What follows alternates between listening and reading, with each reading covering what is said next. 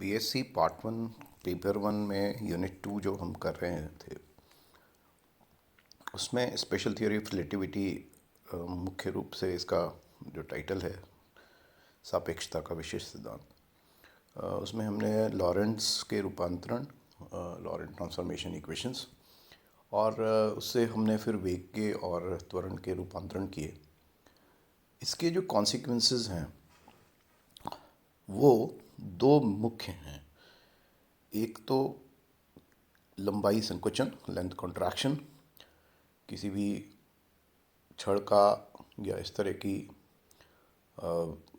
किसी भी निश्चित लंबाई की वस्तु का आप गतिमान होने पर जब उसका वेग c के नज़दीक हो तो ऐसा प्रतीत होना कि वो कॉन्ट्रैक्ट हो गई है, संकुचन हो गया उसमें।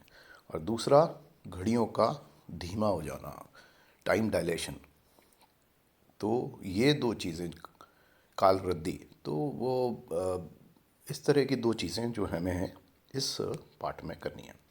और उसके बाद एक बहुत ही महत्वपूर्ण एक्सपेरिमेंट, जिसको माइकलसन मोलने एक्सपेरिमेंट भी कहते हैं, जिसने ये प्रूव किया कि एक तो ईथर नहीं होता, जैसे कि पहले परिकल्पना किया करते थे कि पृथ्वी एक ईथर माध्यम में गति करती है, जैसा कि विस्कस मीडियम में होता है श्यानता की तरह।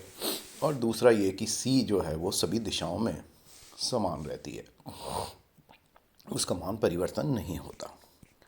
तो लेंथ कॉन्ट्रैक्शन को समझने के लिए हमें सबसे पहली जो चीज़ है वो ये है कि हमें लंबाई परिभाषित करनी पड़ेगी। लेंथ किसे कहते हैं? तो लेंथ के लिए हम बहुत ही सिंपल जो डेफिनेशन है वो लेते हैं कि एक निश्चित समय पर दो बिंदुओं के मध्य जो भी दूरी होगी, तो distance between two points at fixed time, ये बहुत महत्वपूर्ण है। तो उनका जो बीच का दूरी है वो हमारे लेंथ है। अब इसको समझने के लिए दो फ्रेम्स जैसे पहले लेते थे, एस और एस डैश फ्रेम लें। इसमें एस डैश फ्रेम जो है वो ओ के एस के सापेक्ष जो है वो गतिमान है विद स्पीड v, और इसके अंदर एक छड़ रखी हुई है जिसकी की लंबाई जो है वो ए बी है, मीन्स ए और बी उसके दो सिरे हैं। तो टोटल जो कुल लंबाई है वो ए बी हो गई उसकी। तो इसको अब ये माने कि ये जो छड़ है ये उस फ्रेम में जो गतिमान है उसके अंदर वो रेस्ट में है, स्थिर है।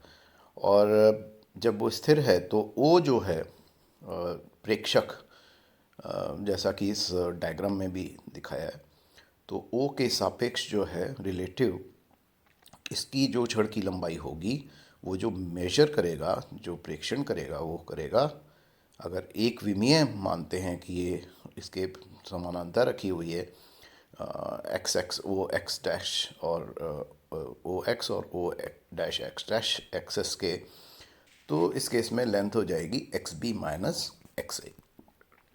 इसी तरह एस डैश फ्रेम में जो ओ डैश ऑब्जर्वर है जिसके अंदर की छड़ रखी हुई है स्थिर, उसके सापेक्ष उसकी लंबाई होगी L dash which is equal to X B dash minus X A dash. अब क्योंकि ये मूव कर रहा है जो प्रेक्षक है ओ डैश, तो इसके लिए हम लॉरेंट्ज़ के जो रूपांतरण हमने निकाले थे दूरी के एक्स वाई जेड और टी डैश, तो हम इसका एक रूपांतरण करेंगे एस से एस डैश फ्रेम में। तो ये हो जाएगा, जो कोऑर्डिनेट है, जो लंबाई का एक सिरा है ए, उसके पॉइंट जो है वो हो जाएगा ओ डैश के द्वारा X A dash is equal to X A minus V T upon under root of 1 minus V square by C square.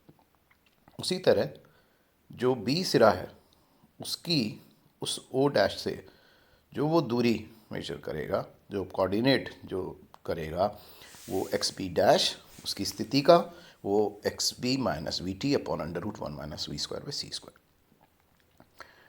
इससे हम जो लंबाई है ओ डैश के सापेक्ष एल डैश वो हो जाएगी X B dash minus X A dash, और इसको हम इस रूप जो अभी इक्वेशन लिखी हैं उनको इसके अंदर हम इंसर्ट कर दें। तो X B minus X A, क्योंकि वी टी कैंसिल हो जाएंगे टर्म्स, तो X B minus X A upon under root one minus V square by C square, जो कि हो गया है। अब क्योंकि X B minus X A जो है वो एल के बराबर है, जो ओ प्रेक्षक जो है वो मेजर करेगा, तो L upon under root one minus V square by C square. और इस तरह से हम इसको इस तरह से लिखने की जगह हम इसको लिखें कि भाई जो फ्रेम है, जो प्रेक्षक है, जो जिसके सापेक्ष दूसरा जो फ्रेम है वो गतिमान है या ओ डैश गतिमान है, तो वो क्या मेजर करेगा। जैसे आप प्लेटफॉर्म पे खड़े हों और एक स्पेसशिप जा रहा है, तो आप क्या मेजर करेंगे उस लंबाई को, तो वो एल से हम करेंगे। तो स्पेसशिप में बैठा हुआ व्यक्ति जो है वो क्योंकि वो स्थिर है और उसके साथ जा रहा है, तो वो एल डैश रहेगी। तो उसकी अगर सापेक्ष जो गति है वो v है, तो ये मेजरमेंट हो जाएगा उस छड़ का L is equal to L dash under root of one minus V square by C square. अब क्योंकि ये जो टर्म है under root one minus V square by C square, अब v का मान c से ज़्यादा नहीं हो सकता, तो इस केस में ये जो टर्म है वो एक से कम होगी और इसलिए l का मान l डैश से कम आएगा।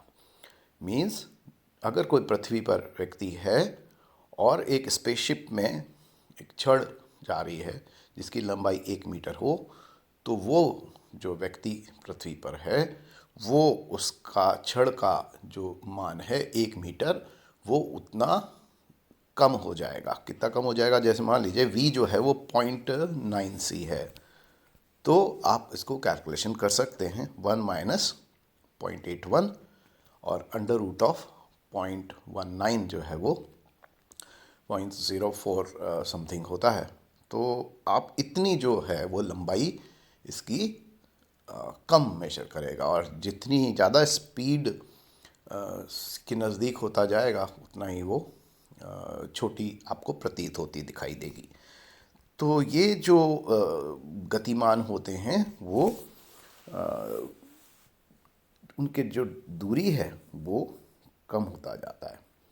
तो ये बहुत ही इम्पॉर्टेंट कंसेप्ट है जिसको अब आगे और भी समझेंगे हम। तो अब दूसरा जो इसमें है वो है काल वृद्धि या टाइम डायलेशन का कंसेप्ट। नॉट घड़ियों का स्लो हो जाना, अगर कोई चीज़ में टाइम पीरियड एक्चुअली क्लॉक जो होती हैं घड़ियाँ वो तो वो समय किस तरह से बताती हैं, वो समय अंतराल बताती हैं कि निश्चित किसी बिंदु से शुरू हुए तो वो कितना समय व्यतीत हुआ। तो हमें वो पहले समय अंतराल डिफाइन करना बहुत इम्पॉर्टेंट है कि टाइम इंटरवल क्या चीज़ होती है, किसे हम कहेंगे कि समय। तो यहाँ पे हम जो अंतराल, क्योंकि कोई भी चीज़ सापेक्ष है, एब्सोल्यूट नहीं है, तो इसलिए यहाँ पे अंतराल की ही बात की जाती है, प्योर चीज़ की कोई बात नहीं की जाती। तो ये टाइम इंटरवल क्या होगा, ये है कि एक निश्चित बिंदु पर, जैसे वहाँ हमने कहा था कि लेंथ में कि एक टाइम पर दो सिरों के, दो पॉइंट्स के बीच की दूरी, यहाँ पे हमारे को ये ध्यान रखना है एक ही निश्चित बिंदु होना चाहिए, पोजीशन फिक्स होनी चाहिए और उसके अंदर अगर कोई घटना होती है तो वो जो समय व्यतीत होगा वो समय अंतराल है। तो दो एक ही पॉइंट पर अगर एक घटना होती है और उसके बाद वो दूसरी रिपीट होती है उसमें, या कोई और घटना हो जाती है, तो उनके बीच में एक ही बिंदु पर जो समय व्यतीत होगा वो, और जो प्रेक्षक द्वारा मापा जाए, वो जो है टाइम अंतराल होगा, समय अंतराल होता है। और इसमें एक जो वर्ड आता है इवेंट या घटना, तो घटना किसे कहेंगे कि कोई भी चीज़ जो कि निश्चित समय पर और उस स्पेस में, आकाश में जो भी कोऑर्डिनेट के द्वारा बनाया गया है, वो एक बिंदु पर घटने, कोई भी क्रिया घटे वो हमारी घटना है। तो इसको इंग्लिश में कहेंगे specific occurrence that happens at a particular point in space and at a particular time. निश्चित समय और आकाश में निश्चित बिंदु पर घटित क्रिया। तो हमें समय अंतराल का क्या मतलब समझ में आया, ये कि ये वो समय है जिसके अंदर की कुछ घटता है। अब क्या घट सकता है, जैसे हमारी मनुष्य हैं तो हार्ट बीट, तो हमारी जो हार्ट बीट्स हैं वो भी समय अंतराल होता है और रिपीट होती है रहती है। तो हमारा दिल धड़कना एक है। इलेक्ट्रॉन जब चक्कर काटता है नाभि के न्यूक्लियस के, तो वो भी एक निश्चित अंतराल के में कंप्लीट होता है जो रेगुलर होता है। तो ये भी एक समय अंतराल है। और ऐसी पेंडुलम अगर ऑसिलेट दोलन कर रहा है तो इस लोलक के जो दोलन हैं वो भी हमारे समय अंतराल को बताते हैं, क्योंकि एक घटना हुई जिसमें वो गया और दूसरी घटना जब वो वापस उसमें आया, इस बीच में जो समय व्यतीत हुआ वो हमारा समय अंतराल है। तो अब इसको समझने के लिए जैसे बताया, एक निश्चित बिंदु लेना है तो हम एक पॉइंट लेंगे एस डैश में जहाँ पे कि कोई चीज़ रखी हुई थी, और एक्स डैश वो पॉइंट है जिसके ऊपर की वो घटना होने वाली है। तो ओ डैश के सापेक्ष जो वो समय, मान लीजिए अब दोनों अपने घड़ियाँ रखते हैं, एस भी अपनी घड़ी रख रहा है और ओ के पास प्रेक्षक है वो, और ओ डैश एक प्रेक्षक है जो कि एस डैश फ्रेम में है और वो अपनी घड़ी रख रहा है। तो जो उस पॉइंट पर एस डैश फ्रेम में हो रहा है एक्स डैश बिंदु पर, उसके लिए जो भी घटना होगी उसका समय अंतराल जो ओ डैश मेजर करेगा वो लिखेगा कि क्या हुआ कि टी बी डैश जो बी पॉइंट का है, या फिर जो समय अलग हो गया, जैसे वहाँ दूरी थी तो यहाँ समय अलग हो गया, तो T B dash minus T A dash, और जो ओ के सापेक्ष होगा वो T B minus T A. यहाँ पे हम अब नॉर्मल जो ट्रांसफॉर्मेशन होता है सामान्य, उसकी जगह हम विपरीत जो रिवर्स हमने ट्रांसफॉर्मेशन लिखे थे जिसके अंदर की वो फ्रेम माइनस वी स्पीड से जाता हुआ दिखता है, तो हमारी इक्वेशन जो हैं वो बन गई थी। तो टी बी जो है वो हमारे जो स्थिर प्रेक्षक है ओ, उसके सापेक्ष हम लिखेंगे समय, क्योंकि घड़ी से वो मेजर करेगा जो मापन कर रहा है, और एक तो जो चल रहा है एस डैश फ्रेम में, तो उसके लिए क्या करेगा, वो कहेगा T B dash plus V X dash upon C square under root 1 minus V square. इसी तरह टी ए के लिए लिखेगा वो जो घटना घटित होने के बाद उसका क्या है, वो T A dash plus V X dash upon C square under root 1 minus V square. तो ये पूर्व का समय हो गया टी ए, और ये बाद का समय हो गया। तो इनका जो डिफरेंस है, जो समय अंतराल बताएगा T is equal T B minus T A, वो T B dash minus T A dash upon under root 1 minus V square by C square.